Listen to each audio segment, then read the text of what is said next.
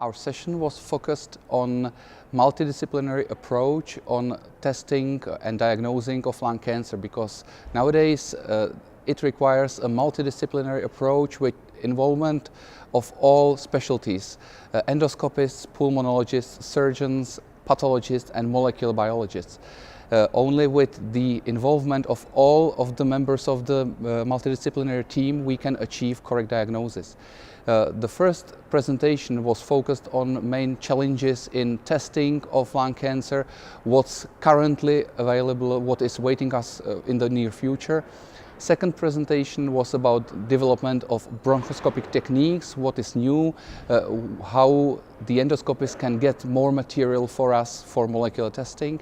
Then was very interesting presentation of a surgeon who showed us how important is the quality control of resection of the lung cancer with evaluation of the resection margins, how situation differs from center to center.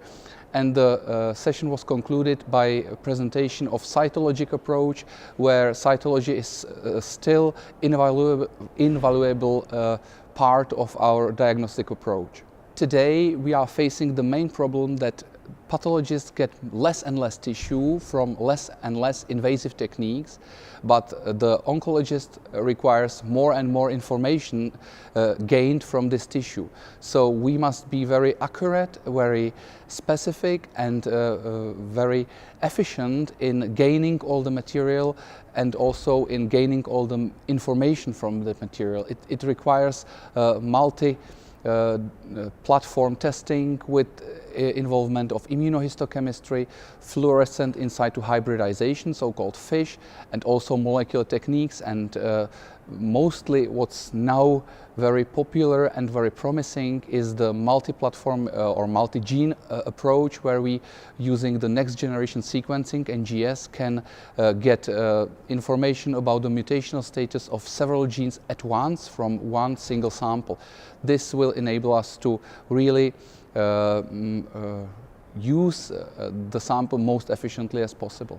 We talked also about the so-called liquid biopsy. Liquid biopsy is a testing of circulating cell-free DNA, which is shedded into circulation, into blood, by tumor cells, but also by normal cells.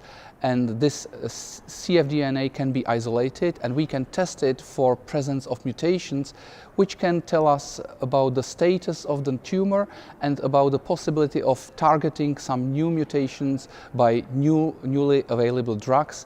This might, in some patients, eliminate the need for re-biopsy, for more invasive approach. However, cfDNA is not always present there, so not all patients who get the negative results really don't have this mutation. So it must be really in hands of one lab, of one pathology department, which will evaluate at the same time the tissue sample and the blood sample for cfDNA.